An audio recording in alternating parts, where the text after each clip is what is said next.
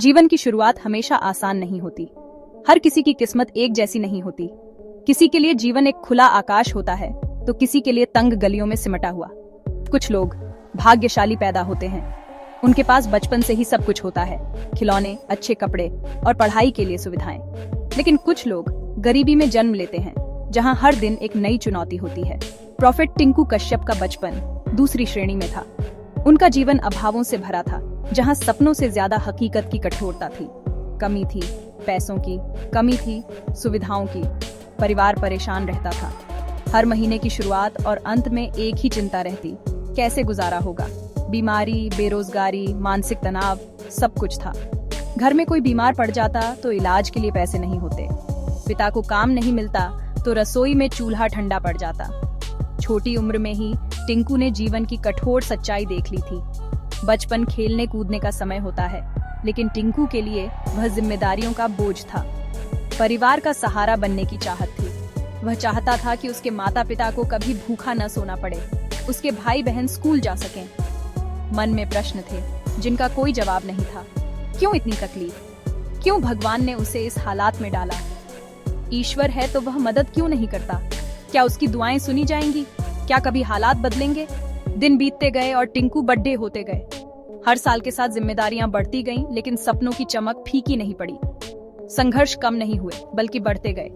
कभी खेतों में काम, कभी छोटे मोटे काम, लेकिन हार मानना टिंकू की फितरत में नहीं था। जीवन एक बोझ सा लगने लगा था, लेकिन इसी बोझ ने टिंकू को मजबूत बनाया और आगे बढ़ने की प्रेरणा दी। गरीबी और संघर्ष ने उसे वह इंसान बनाया जो वह आज है। जैसे जैसे टिंकू की उम्र बढ़ती गई, वैसे वैसे उनके जीवन में कई बदलाव आने लगे। बचपन की मासूमियत अब धीरे धीरे पीछे छूट रही थी। टिंकू के मन में कई सवाल उठने लगे थे और वे सही गलत की पहचान खोने लगे थे। इसी उलझन में वे ऐसे रास्तों की ओर बढ़ गए जिनका अंजाम वे खुद भी नहीं समझ पाए। बुरी संगत का असर उन पर गहराने लगा। नए दोस्त, नई आदतें और गलत फैसलों की शुरुआत हो गई थी। टिंकू को लगा कि ये सब करना ही असली आजादी है, लेकिन वे नहीं जानते थे कि ये आजादी उन्हें धीरे धीरे जकड़ रही है। दुनियावी सुखों के पीछे भागते हुए टिंकू ने अपने असली सपनों और मूल्यों को कहीं खो दिया था। महंगे कपड़े, तेज गाड़ियां और दिखावे की जिंदगी ही उन्हें आकर्षित करने लगी थी। हर दिन कुछ नया पाने की चाहत बढ़ती जा रही थी, लेकिन इन सब के बीच पाप और गलतियों का बोझ उनके जीवन को घेरने लगा। वे खुद को अकेला और खोया हुआ महसूस करने लगे। उनके मन में एक अजीब सी बेचैनी घर कर गई थी। बाहर से देखने पर सब कुछ सामान्य और खुशहाल लगता था। दोस्त, पार्टी, हंसी मजाक, सब कुछ ठीक था। लोग सोचते थे कि टिंकू की जिंदगी में कोई परेशानी नहीं है, पर असलियत कुछ और थी। अंदर ही अंदर टिंकू टूट रहे थे। उनका आत्मविश्वास डगमगाने लगा था। वे खुद से सवाल करने लगे थे, क्या यही जीवन है? मानसिक अशांति हर दिन बढ़ती जा रही थी। मन में डर, पछतावा और गिल्ट ने घर बना लिया था। वे चैन से बैठ भी नहीं पाते थे। रातों को नींद नहीं आती थी। करवटें बदलते हुए वे सोचते रहते, कहाँ गलती हो गई? क्या अब सब कुछ ठीक हो सकता है? जीवन का कोई उद्देश्य नजर नहीं आता था। हर दिन एक बोझ सा लगता था और भविष्य धुंधला दिखाई देता था। ऐसा लगता था जैसे वह एक अंधेरी सुरंग में फंस गए हैं, जहां से निकलने का कोई रास्ता नहीं है। हर तरफ सन्नाटा और डर था। हर तरफ निराशा ही निराशा थी। टिंकू को समझ नहीं आ रहा था कि इस अंधेरे से बाहर कैसे निकला जाए और क्या कभी उनकी जिंदगी में फिर से उजाला आएगा। एक दिन टिंकू की जिंदगी में एक नया मोड़ आया, जब वह खुद को अकेला और उलझन में महसूस कर रहे थे। उसी समय वह एक धार्मिक सभा में गए, जहां बहुत से लोग इकट्ठा हुए थे। वहां उन्होंने पहली बार यीशु मसीह के प्रेम और करुणा का संदेश सुना। पहली बार उन्हें गहराई से एहसास हुआ कि सच्ची शांति और खुशी कहाँ मिलती है। उन्होंने पूरे दिल से प्रार्थना की और अपने मन की बात कही। उसी पल उन्हें लगा जैसे उनके ऊपर से एक भारी बोझ उतर गया हो और मन हल्का हो गया। उनके जीवन में एक नई रोशनी और उम्मीद की किरण जागी। यह टिंकू के जीवन का वह क्षण था जब उन्होंने अपने भीतर एक गहरा परिवर्तन महसूस किया। एक साधारण इंसान से वे एक ऐसे मार्ग पर चल पड़े जहां आत्मा की पुकार सबसे ऊपर थी। यह उनका आध्यात्मिक पुनर्जन्म था, एक ऐसी अनुभूति जिसमें उन्हें लगा कि अब उनका जीवन केवल उनके लिए नहीं, बल्कि दूसरों की सेवा के लिए है। उस शांत वातावरण में जब वे प्रार्थना में लीन थे, उन्हें पहली बार ईश्वर की उपस्थिति का अनुभव हुआ। यह क्षण उनके लिए एक नई शुरुआत थी, एक नई दिशा की ओर पहला कदम। उसी क्षण परमेश्वर ने टिंकू को एक विशेष बुलाहट दी। उन्हें यह एहसास हुआ कि उनका उद्देश्य केवल अपने लिए जीना नहीं है, बल्कि भविष्यवाणी की सेवा के माध्यम से लोगों की मदद करना है। बाइबल पढ़ते हुए उन्होंने कई बार महसूस किया कि ईश्वर उन्हें मार्गदर्शन दे रहे हैं। यह बुलावा साधारण नहीं था, यह एक जिम्मेदारी थी जिसे निभाने के लिए साहस और समर्पण चाहिए था। टिंकू ने इसे पूरे दिल से स्वीकार किया और अपने जीवन को पूरी तरह बदल दिया। लेकिन हर नई शुरुआत के साथ चुनौतियां भी आती हैं। जब टिंकू ने अपनी सेवा शुरू की तो बहुत से लोगों ने उनका विरोध किया। कईयों ने उनकी आलोचना की, उन पर सवाल उठाए और उनकी नीयत पर शक किया। समाज में ऐसे लोग भी थे जो उनकी बातों को मानने के लिए तैयार नहीं थे, पर टिंकू ने कभी हार नहीं मानी। उन्होंने डर को अपने ऊपर हावी नहीं होने दिया, बल्कि हर आलोचना को एक सीख की तरह लिया। टिंकू ने अपने जीवन में प्रार्थना और आत्म अनुशासन को सबसे ऊपर रखा। हर सुबह वे ध्यान और साधना में समय बिताते, अपने विचारों को शुद्ध करते और ईश्वर से मार्गदर्शन मांगते। उन्होंने खुद को अनुशासित किया ताकि वे अपने मिशन में कभी डगमगाए नहीं। अकेलेपन में भी उन्होंने कभी उम्मीद नहीं छोड़ी। उनकी साधना और समर्पण ने उन्हें और मजबूत बनाया। आज प्रोफेट टिंकू कश्यप हजारों लोगों के लिए प्रेरणा और आशीष का स्रोत बन चुके हैं। उनकी सभाओं में दूर दूर से लोग आते हैं। उनकी बातों में विश्वास और आशा की किरण पाते हैं। वे न केवल एक आध्यात्मिक गुरु हैं, बल्कि एक मार्गदर्शक, एक सच्चे मित्र और एक प्रेरक शक्ति भी हैं। उनकी उपस्थिति से लोगों के जीवन में सकारात्मक बदलाव आते हैं। टिंकू अपने संदेशों और भविष्यवाणियों के माध्यम से लोगों को ईश्वर के करीब लाते हैं। वे हर किसी को यह विश्वास दिलाते हैं कि चाहे जीवन में कितनी भी कठिनाइयां आएं, ईश्वर हमेशा हमारे साथ है। वे लोगों की समस्याएं सुनते हैं, उन्हें सांत्वना देते हैं और सही मार्ग दिखाते हैं। उनकी वाणी में सच्चाई और करुणा दोनों झलकती हैं। उनकी सेवा का एक ही मकसद है, यीशु का नाम ऊंचा करना और लोगों को आत्मिक जीवन देना। वे चाहते हैं कि हर व्यक्ति अपने भीतर की शक्ति को पहचाने और ईश्वर के प्रेम को महसूस करे। उनकी सभाओं में लोग न केवल आध्यात्मिक ज्ञान पाते हैं, बल्कि जीवन जीने की नई प्रेरणा भी पाते हैं। टिंकू की कहानी हमें यह सिखाती है कि जीवन में चाहे कितनी भी मुश्किलें आएं, हमें कभी भी ईश्वर पर भरोसा नहीं छोड़ना चाहिए। उनका जीवन उदाहरण है कि सच्ची आस्था और समर्पण से हर बाधा पार की जा सकती है। वे दिखाते हैं कि अगर हम अपने विश्वास पर अडिग रहें, तो ईश्वर हमें कभी अकेला नहीं छोड़ते। टिंकू कश्यप की यात्रा हमें यह भरोसा दिलाती है कि ईश्वर हमेशा हमारे साथ है, चाहे राह कितनी भी कठिन क्यों न हो। अगर हम सच्चे मन से प्रार्थना करें और सही मार्ग पर चलें, तो वह हमें सही दिशा दिखाएंगे और जीवन। प्रोफेट टिंकू कश्यप एक छोटे से गांव के सिंपल आदमी थे। उनका जन्म एक साधारण परिवार में हुआ था, जहां जीवन की हर छोटी बड़ी चीजें बहुत मायने रखती थीं। गांव की गलियों में खेलते हुए उन्होंने जीवन के मूल्यों को समझा और अपनाया। उनके माता पिता ने उन्हें सिखाया कि सच्ची खुशी दूसरों की सेवा में है। वो बड़े ही काइंड हार्ट और गहरी श्रद्धा वाले इंसान थे। उनकी दयालुता और करुणा ने उन्हें गांव के हर व्यक्ति का प्रिय बना दिया था। वे हमेशा दूसरों की मदद के लिए तैयार रहते थे, चाहे वह किसी बीमार की देखभाल हो या किसी जरूरतमंद को खाना खिलाना। टिंकू हमेशा प्रेयर की तरफ अट्रैक्ट होते थे। उनके लिए प्रार्थना केवल एक धार्मिक अनुष्ठान नहीं थी, बल्कि यह उनके जीवन का एक महत्वपूर्ण हिस्सा था। वे हर सुबह और शाम भगवान के सामने बैठकर ध्यान करते थे, जिससे उन्हें आंतरिक शांति और संतोष मिलता था। उन्हें भगवान से बात करने में बहुत सुकून मिलता था। वे अपने दिल की हर बात भगवान से साझा करते थे और मानते थे कि भगवान उनकी हर प्रार्थना सुनते हैं। यह विश्वास उन्हें हर कठिनाई का सामना करने की शक्ति देता था।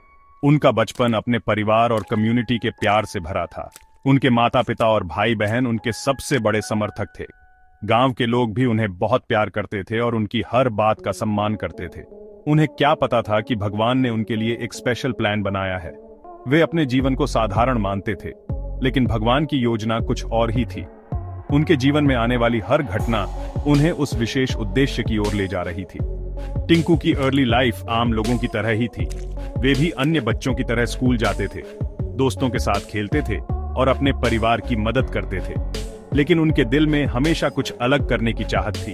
वो स्कूल गए, दोस्तों के साथ खेले और अपने परिवार की मदद की। उनके जीवन के ये छोटे छोटे अनुभव उन्हें एक बेहतर इंसान बना रहे थे। वे हर दिन कुछ नया सीखते थे और अपने जीवन को और भी सार्थक बनाने की कोशिश करते थे। लेकिन उन्हें हमेशा एक अलग कॉलिंग महसूस होती थी। यह एक आंतरिक आवाज थी जो उन्हें कुछ बड़ा और महत्वपूर्ण करने के लिए प्रेरित कर रही थी। वे इस आवाज को अनदेखा नहीं कर सकते थे। ये कॉल ऐसी नहीं थी जिसे वो इग्नोर कर सकते थे। यह एक डिवाइन कॉल थी जो उन्हें एक विशेष मार्ग पर चलने के लिए कह रही थी। वे जानते थे कि उन्हें इस आवाज का पालन करना ही होगा। यह भगवान की कॉल थी जो उन्हें सेवा करने के लिए कह रही थी। उन्होंने अपने जीवन को भगवान की सेवा में समर्पित करने का निर्णय लिया। यह निर्णय उनके जीवन का सबसे महत्वपूर्ण मोड़ था, जिसने उन्हें एक साधारण व्यक्ति से एक महान प्रोफेट बना दिया। एक दिन टिंकू की लाइफ पूरी तरह बदल गई। वो एक साधारण इंसान थे जो अपनी डेली रूटीन में बिजी रहते थे, लेकिन उस दिन कुछ एक्स्ट्रॉर्डिनरी हुआ। उन्हें भगवान से एक पावरफुल विजन मिला। ये विजन इतना इंटेंस था कि टिंकू को लगा जैसे वो किसी डिवाइन प्रेजेंस के सामने खड़े हैं। ये एक लोकल फार्मर के बारे में मैसेज था। उस फार्मर की हालत बहुत खराब थी और वो अपनी फसल को लेकर बहुत चिंतित था। मैसेज साफ था, एक लंबे ड्राउट के बाद फार्मर की क्रॉप्स अच्छी होगी। ये सुनकर टिंकू को एक आशा की किरण दिखाई दी। टिंकू इस विजन को शेयर करने में हेजिटेंट थे। उन्हें समझ नहीं आ रहा था कि वो इस डिवाइन मैसेज को कैसे कन्वे करें। उन्हें डर था कि लोग उन पर बिलीव नहीं करेंगे। वो सोच रहे थे कि कहीं लोग उन्हें पागल न समझ लें। लेकिन फेथ से भरे दिल के साथ टिंकू फार्मर के पास गए। उन्होंने डिसाइड किया कि वो इस डिवाइन मैसेज को जरूर शेयर करेंगे। उन्होंने करेज और कन्विक्शन के साथ प्रोफेसी शेयर की। उनकी आवाज में एक अजीब सी ताकत थी जो सुनने वालों को प्रभावित कर रही थी। फार्मर सरप्राइज तो हुआ, लेकिन ओपन हार्ट से सुना। उसने टिंकू की बातों में एक सच्चाई महसूस की। कमाल की बात यह हुई कि जैसे टिंकू ने कहा था, बारिश आ गई। ये एक चमत्कार जैसा था जिसने सबको हैरान कर दिया। फार्मर की क्रॉप्स अच्छी हुई और एक लंबे स्ट्रगल के बाद अबंडेंस आई। ये एक नई शुरुआत थी, एक नई उम्मीद की। इस इवेंट ने टिंकू कश्यप के प्रॉफिट के जर्नी की शुरुआत की। लोग अब उन्हें एक डिवाइन मैसेंजर के रूप में देखने लगे थे और उनकी रिस्पेक्ट करने लगे थे। टिंकू के गिफ्ट की खबर तेजी से फैली। आसपास के गांवों के लोग उनके पास गाइडेंस और ब्लेसिंग्स लेने आने लगे। उन्होंने परफेक्ट मिनिस्ट्रीज बनाई जो होप और हीलिंग की जगह थी। अपनी मिनिस्ट्री के थ्रू टिंकू ने भगवान का लव और पावर शेयर किया। उन्होंने बीमारों के लिए प्रे किया और कई लोगों को मिरेकुलस रिकवरीज मिली। एक इनक्रेडिबल टेस्टिमोनी एक ऐसी वुमन की थी जो सालों से चल नहीं पा रही थी। टिंकू की प्रेयर के बाद वो खड़ी हुई और चलने लगी, भगवान की प्रेज करते हुए। उनके मिरेकल्स की कहानियां दूर दूर तक पहुंची और हर तरह के लोग उनके पास आने लगे। वो सॉलेस, हीलिंग और भगवान के टच की तलाश में आते थे। अपनी ग्रोइंग फेम के बावजूद प्रॉफिट टिंकू कश्यप हम्बल रहे। उनकी सिंप्लिसिटी और ह्यूमिलिटी ने उन्हें लोगों के दिलों में एक खास जगह दिलाई। वो हमेशा कहते थे कि असली ग्रेटनेस भगवान की सेवा में है, न कि पर्सनल ग्लोरी में। उन्होंने हमेशा यही कहा कि वो भगवान के काम के लिए सिर्फ एक वेसल हैं। उनकी प्रेयर्स में एक खास एनर्जी होती थी जो लोगों को शांति और कंफर्ट देती थी। उनकी हर प्रार्थना में भगवान के प्रति उनकी डीप डिवोशन झलकती थी।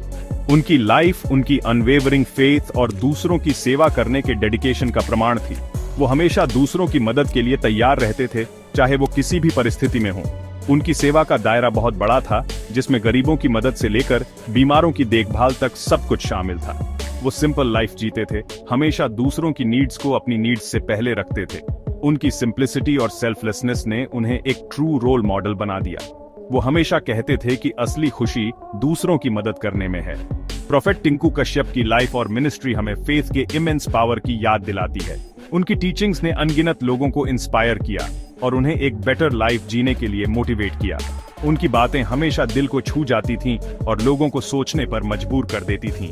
उन्होंने करेज और ह्यूमिलिटी के साथ भगवान के कॉल का आंसर दिया और अनगिनत लोगों की लाइव्स पर इम्पैक्ट डाला।